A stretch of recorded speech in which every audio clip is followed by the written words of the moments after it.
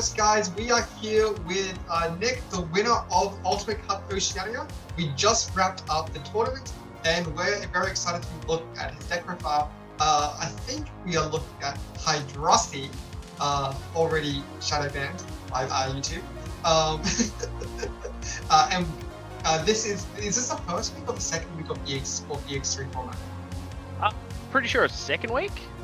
Yeah, but like last week they weren't leading the play of Ultimate Cups in Nah. America. So I think this is the first week technically. Technically you would be right. It's it's just nuts. EX3 is going to be crazy, and the fact that with them just dropping the ban list, I can't see him having another ban list come out until the next set. I don't think it's going anywhere. Yeah, definitely. Yeah, so I think the results for this Ultimate Cup is definitely going to be telling of what is going to be good this format and what is going to be old news. And especially with EX3, Hydra coming in, definitely making an impact. Ready to go when you are, Nick. Yeah, no worries, my man. So I just got the 4 Argo eggs. Mm-hmm. So that's just huge if you're able to blow up their board with your Hydramon. And then just have that at the base, and you're just standing back up like in your unsuspend phase, gaining the memory. It's just super valuable. And then I just got the one-off Gummymon, which is EX2 egg. So when your opponent's Digimons become suspended, draw 1 card, which is pretty much Hydramon and your EX3 Bloomlord, which you constantly just +1 card's always nice. Did you like Gummymon over... There was another green egg that was like +1k to your guy on your opponent's turn if all your guys are suspended. I felt like it was too inconsistent because towards the end game, it can be too... If you got like 4 bodies on board or 5 bodies on board, it can be too hard to suspend all your pieces and it becomes a bit of a dead piece. Where like you're always going to leave either a guy suspended or you're always going to be suspending one of your opponents, either whether it's at the end of turn or it's like in the middle of your turn. So you're usually seeing that just +1 draw multiple times off the 1 tower, as long as you're playing smart and playing around your opponent. It's just a one-off is fine. I think the memory gain's better, but because some games can be drawn out, you want to have your 5 eggs and not just run the 4. Yeah, especially with me giving you that tempo. Letting you turbo you guys. Yeah, you can get into your late game eggs by the time you're in mid game because of it. And then I'm just running a one-off of the BT10 Pumon. That's the floodgate one? Yeah, that's the floodgate one. So players can't play Digimon off effects.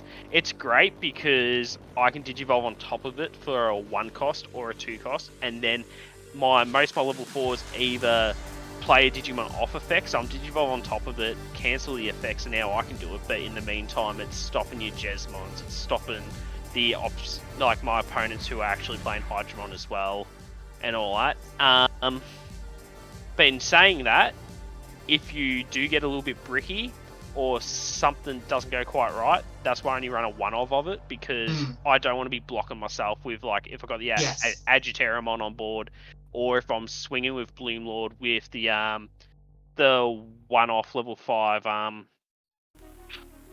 Argomon, and it's got the inheritable player level 3 or lower, I don't want to be blocking myself. So I think just a one-off is fine, and just make sure you got the level 4 to go on top straight away when it gets back to your turn, just to stall your opponent. Yeah, cool. I got the 4 EX3 Pumons. Yep. Yeah, okay. So pretty much when this Digimon would become suspended, suspend one of your opponent's Digimons, which comes back to that egg, the Gummymon. So you're comboing, like, say you go into Hydramon, you suspend this to suspend your opponent, so now you're suspending an additional piece on your side of the board. So then when you suspend your opponent's piece, you're gaining more memory.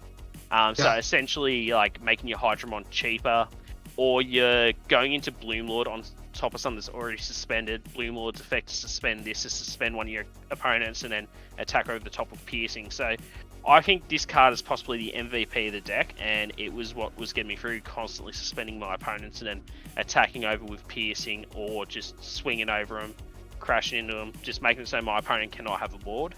Yeah. so often I see when people are testing the Bloomlord deck, I saw 3-3 splits or 3-2 splits between the previews. So it's interesting to see you with the only one on the Floodgate one. So that's really cool. I opted out of lots of the Floodgate ones to have more of the 2-drop Mushroom Mon. So 4 Mushroom Mon. Yeah, 4 BT10 Mushroom Mon. That's crazy. So the reason is that if you get a few in hand, yeah, you just whack one in raising, whatever. But say you're going up against Xmon, who's forcing you to attack, which I went up against an Xmon deck in the grand final. Okay. And this got around it. Then, or just for whatever reason, you just need to get something cheap on board and you can't play a Digimon off effect. 2-drop. Great way to open turn, just card in raising and then 2-drop on board. The next turn, you know, second turn of the game, you already got 2 bodies on board. If you have 2 of the level 4s that are when Digivolving, play a card off effect, all that, you know, it's just really quick way to go wide. And with most decks these days only running 1 Def X, like, yeah, you got to expect it, but sometimes it's just a bit of a race against the clock. Maybe you're hoping they don't hit Def X, you know, first, second turn, and you won't get punished and you'll be able to just do your play and get all the way up to the top. Because the biggest thing about this deck is, like, it's all about having 2 Digimon or more on your field suspended. So being able to throw something down for 2 and then HPD or Agero to suspend a Digimon on the field, suspending the 2-drop you've just played to play, you know, the next card we're going to talk about for 0. It's just... That's great value. Yeah, it's huge value. Huge value at 2. And most people I've seen only have a 2 of in the deck, maybe a 3. Yeah. And I just think 4 of it's just good. Yeah. I just want to circle back to Examon. How does the mushroom counter Examon? So pretty much with the Examon, like, start a turn when they're raising, when you raise, they force you to attack. If you've only got, say, 2 bodies on board, or you got 1 body on board and you have to raise and you're forced to attack, this means you can just hard play him after you've lost a piece to have 2 bodies on board again for only the cost of 2. So say you got your Mimi or you got your blue memory boost, you're on your 3 or your 4 memory, whatever, and you can just, like, hard drop him and then just Digizorbtion your way all the way up to the top, and it's just ridiculous. And it gets around being floodgated a lot. Nice. Because you're not reducing play cost, it is just a cost of 2 to put on the board. Okay, cool. Yeah, nice. Yeah. Then I got the 4 searching Palmon, BT10.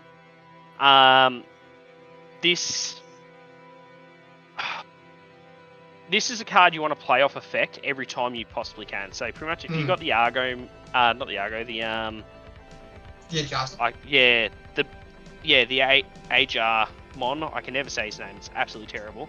But yeah, if you got him, this is a card you always want to play. If you got Sunflowermon or, you know, any of those, this is a card you want to play. Like, just searching, and it's always like, play this, draw 1, and if you hit the Bloomlord, it's a +1. So even if you've got a Bloomlord in hand, you're pretty much just playing this usually for the cost of 0, searching 4, which search 4 is stupid, and then just if you hit the Bloomlord, you take it. Sometimes you're in late game and you've already got a level 5 on board and you know you can cheese your way up to another level 5, and sometimes you search with that off effect, you see 2 Bloomlords, you take them both, and then you're just looping because you might have 4 suspended things on board. You go into it, you play Bloomlord for 0, you swing for 3 checks, you play another Bloomlord for 0 on top of another level 5, you swing for another 3 checks, and then you just gotta have something else that can just finish the game. Yeah, nice. You got the red veggie. I run a 4 off of that just for the Digivolve for 1, and then the one big theme of the deck is everything is 3k to obviously... Everything's 3k vegetation, easy to play out. That's pretty straightforward. Sunflowermon, which is what you're playing on top of your Floodgate, or you're playing on top of pretty much all your level 3s, because once your level 3s are on the board, with the exception of maybe the Floodgate, depending on the deck you're playing, everything else is just... It's just not great, and it's an easy way to suspend your own Digimon. So you pretty much play it on top of any level 3. He suspends when Digivolving, and then you play any 3k from hand straight to the board. It is good. Oh, anything that meets the vegetation plan or fairy, I'm pretty sure it is. But yeah, if you're running anything outside of that, with the exception maybe the one level 5 Argo, everything should be getting hit that's 3k anyway. Same as Weedramon, I run a 4 off of that. If there was a change, I was going to make a deck, I'd maybe drop one of these to something else. Okay. Just because I do run a... slim down your ratios? It's just... There was 2 games that I didn't like, as in 2 rounds where I just went 2-1, and I lost because I had a few of these in hand, and because it's a 4-drop to play hard. 4-drop, yeah. You never want to play it straight to board, and I was sitting there with like 3 or 4 level 4s in hand, so maybe I might drop that for maybe one of the floodgates, or I'd maybe put in a the Grandy Soul option, like an additional one of them, because if they got the if they got a big tower, it's just essentially green, like it's just a pure green Megadef, except for hand it goes to deck. So yeah. you're getting around your Weregroos, you're getting around your Examons, you're getting around just Black War Greys, anything that's just big and scary, you just say no, suspend it, put it at the bottom of the deck, and deal with it later in the game. Yeah. 2 of a Cherrymon. Yep. That's just Digisorption -2. It lets you turbo up, and then if you have a suspended Digimon on the field, if they declare an attack at any of your Digimons or a security, you can redirect it into, once per turn, into any suspended Digimon on your side of the field. Yeah, you so can hit a Hydra, hit the blue. Yeah. So, super good. So they're trying to swing, like you're going up against Blue Flare, and they've got the Metal Greymon. They're trying to swing for their multiple checks, and you're just like, or they're trying to swing over you, you're just redirecting to your Bloomlord into your Hydra. You know, Hydra at 13k, it's a budget Magnarex pretty much, and it's just it's a 1 cost on top of any of your level 4s, and it's suspending a Digimon, which is helping your top end. Nice, yeah. 2 of Blossomon, which is just okay. it is BT3. It is Digizorbs and -3. So pretty much -3, yeah. Yep. So you can turbo. It's a free card. It's just you play it, you draw a card. It's just good. I do not understand how it's not limited. I think the Argomon level 5 is limited, but not the Blossomon. The Blossomon is actually searchable, while the Argomon is not. Yeah, the only difference between the Argo and the Blossomon is that the Argo has the play a level 3 inheritable when attacking. Yeah, and to be fair, the Argomon can actually extend your Bloomlord. Hits as well. Yeah. But realistically, you're going. So you got a level 3 on board. Yeah. You play one of your red veggies or any like your level 4s that is the 1-drop on top, and then you're playing this on top of that, suspending itself for 0, and now for 1 memory, you've gone from a rookie that was already on the field or just raised out of raising, all the way up into a level 5, and you've only used 1 memory. Yeah, it's nuts. It's pretty good. This is my 4 of Ultimate. Okay. Yeah. Pretty much what I think perfect opening hand is a rookie, a champion, and one of these guys. And you want to go rookie, draw a card, and then put them to 1. And then depending on the deck you're playing against, if they put you to 3, you then push out, put this guy on top, suspend him, and play a 3k or less.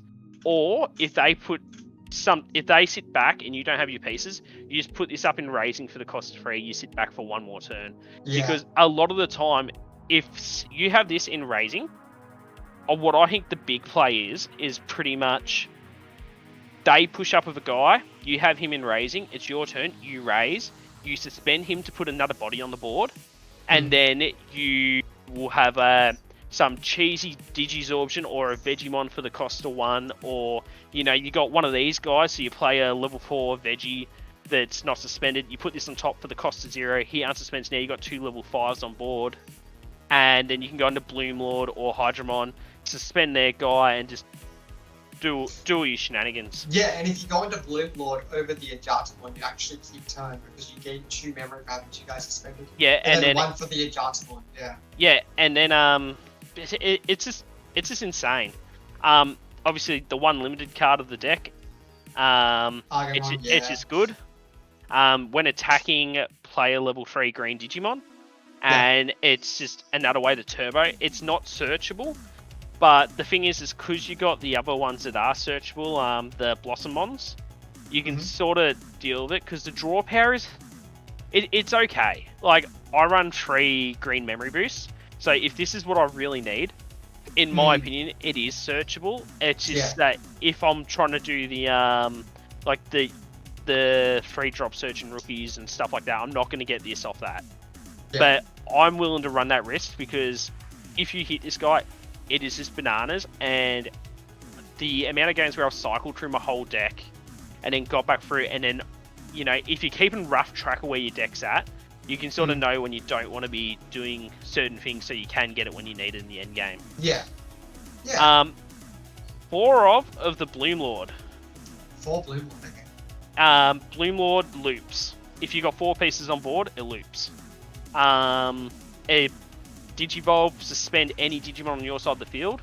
Yeah. And then for every suspended Digimon, gain a memory, and then if you got 2 or more, stand back up. And then security attack +2 when you attack, because I heard a bit of like... If you got 4 guys on board when you swing security attack +2, yeah, 3 checks, nice. Yeah, 3 checks at 16,000. 16 with piercing, yeah. Yeah, with piercing, and that's where if you get that rookie that the Plumon that suspends one of your opponents. So if you've done it along the way, so you've played it out by effect, then Digisorption higher up to suspend that, to suspend one of your guys, and then you just pierce over the top with Bloomlord.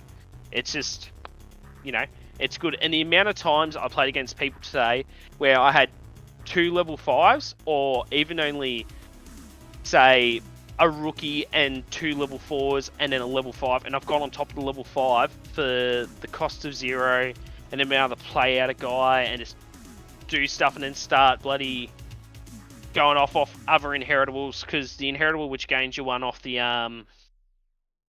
Agitera sometimes can be that 1 memory when you suspend a Digimon off effect, which is Bloomlord does that when digivolving, can be enough to give you that 1 memory to let you start your Digisorption chain to get another guy up to level 5, and then once he's at level 5 you play another Bloomlord, and now you got the extra body on the field, and now you +1 memory, and it's really good. Yeah, it's really good. Hydrussy. Got 1 older and 2 of the regulars, so just the 3 of. The best way to end your turn. If they have only 1 body on board, you want to be making sure you got your 2 bodies on board, the other guy suspended, and then this guy, it doesn't matter. In a perfect world, you're going on top of your Digimon here is already suspended, and this Digimon's already suspended, and then you're digivolving on top to suspend your opponent, and then you gain 1 memory for every other Digimon other than Hydramon that is suspended that is green. Yeah. That meets the requirements, which is like the fairy, the vegetation, and the plant. Yeah. What I like about your deck is your high Pumu count for suspending to suspend your opponent's guy. So you can actually get off the Hydra effect multiple times in a game if you use your Pumu to suspend your guys, to suspend your opponent's guys. So yeah, and then suspend it to put in bottom deck. Yeah. Yeah. So in a perfect world, you play maybe a Pumu out to the side off effects on your way up to your Hydra, and then end of turn you go into this on a suspended Digimon. You suspend your Pundra, and then it will suspend your opponent, and then because it was suspended on your turn, you now gain memory back for the other 2 Digimon or however many you got. And then if you have multiple Hydramons on the board, it doesn't say it doesn't count Hydramon, it says it doesn't count this Digimon. So if you got a Hydramon here and a Hydramon here, this one counts that plus all your other stuff, and this one will count that plus all your stuff. It's not itself. And your opponent, there was so many times when I've got, say, 3 pieces on board or 4 pieces on board. I got 2 Hydramons on up top, and they're all suspended. They do anything, they declare an attack, and when my opponent's Digimon becomes suspended, I'll gain a memory for every other suspended Digimon I have that's green, that meets the type requirements. So if I got gosh. there was one turn, I gained 10 memory. Yeah, you're just when my opponent, this is hilarious. I put my opponent to 5, and they raised, and I think it was against Blue Flare, and they had their rookie, and they swang into security, trying to hope he'd blow up to be able to play their 2 guys off effect. I said, yeah, no worries. When your guy becomes suspended, I'll activate Hydramon's effect. I'll gain 5 for each one, and then I went all the way up to 10, and I just stole turn off him. That's so good. And then he checked into like green memory boost anyway, and I just looked at him and just smiled. I was just like, yo, dude, I'm gonna bottom deck that at the end of my turn because he's sitting there suspended now. I don't even have to attack into him. Because when you got 2 suspended green Digimon of Hydramon, end of your turn, bottom deck one of your opponent's Digimon. So if you got 2 Hydramon side by side, both effects activate. So even though there's only the 2 Digimon, you're bottom decking two Digimon. Yeah. I run the one-off Mimi. What? The single Mimi? Just a single Mimi. I think if you see 2 Mimis in the first 3 turns, you brick. Against faster decks like Wereguru and mainly Wereguru, I'm not gonna lie. It slows you down too much. Was very prevalent this tournament. Yeah, I went up against 2 of them, and they were definitely my hardest matchup. And yeah, I think if I had seen 2 Mimis, because I remember the game I dropped was a game I had a Mimi in opening hand, and I knew I didn't have time to sit back. Yeah, you didn't want to muck around. They put me to 4. What did they do? No, they put me to 3, so they went to 0, and then they played a blue memory boost, and I was able to like cheese in the Mimi then. But if I had another Mimi in hand, it's just a dead card at that point. Against that deck, against other decks where it's a battle of like attrition and it's a longer game, multiple Mimis is nice. Be able to turbo out, like be able to hatch one and then raise one and just go nuts. But if you're up against a faster deck and you see 2, I feel like it's too bricky, so I just run it at 1 because you got such good searching. If you need it, you're gonna find it. So, which comes to my other one of Def Xmon. Once again, I run it as a one-off because if you see 2 in the first couple of turns, half your hand's gone, and card management is very important with this deck because you're constantly digivolving and then hard playing something. It's very easy to go negative in your hand if you're not careful with what you're doing. Yes. And if you end up bricking yourself with a few level 4s in hand or a few too many like level 3s in hand or whatever, you put yourself in a really awkward situation. So that's why I just run a one-off of each. Yeah, and you draw so much with your deck. You're gonna see it in the later stages of the game. That's it. 1 hidden potential because the card's just nuts. Suspend one of your Digimon, which is what you want to do anyway, and then you get to evolve into a Hydramon for a cost of 0. Yeah, and then you just memory mill, memory farm. Yeah, pretty much. Bloomlord and the Hydra, And then it's once again like even on your turn because it's all turns gain memory when your opponent's Digimon becomes suspended. So you hidden potential, you go into your Hydramon, which is now suspended because of hidden potential. You suspend one of your opponents. If you've got multiple Hydramons, you gain in multiple memory. And it's like you can be in your own turn or even past turn, and then put yourself back at 7 or 8. It's mental. Samadhi Santi, I got 2 of them. That's a great way to stall, or alternatively, a great way to swing over stuff when you need to swing over it. But I probably mainly use it for stalling more than anything else. I run 1 Grandee Soul, which if I was to take out one of the Digimons, this would be the other card I put in. A second one of these. Just shuts down big towers. It's just reduce, if you got 2 suspended Digimon, reduce the cost by 2, making it a 6 cost pretty much always. And then if you hit it out of security, it's activate this main effect, which essentially it's its own budget version. Oh, not budget version, but it's its own version. It's pretty much Megadef. It's suspending the opponent's Digimon and then placed to the bottom of your opponent's deck rather than hand. But there's only so many cards that actually protect against being bottom decked. Like, I know it's becoming more common now, but even still, big boss monsters a lot of times don't have the protection they need. Like if you go up against Machine Dramon, or you go up against Examon, or you go up against other things like Ragnarlord one. Yeah. Yes, that's the one. You have to suspend it, put it bottom of the deck, and you just watch them cry. Like they can blow up your whole board, long as you got like a level 4 sitting in raising, ready to just raise out and Digizorb into itself and just do whatever shenanigans. Like, who cares? And then just the last 3 cards is just 3 green memory boosts. Yeah. Which it just helps you search anything you need out of the deck, pretty much. Very nice. Yeah. Do you want to go over your matches? Yeah, sure. So just get them up real quickly. You got notes, I got some notes.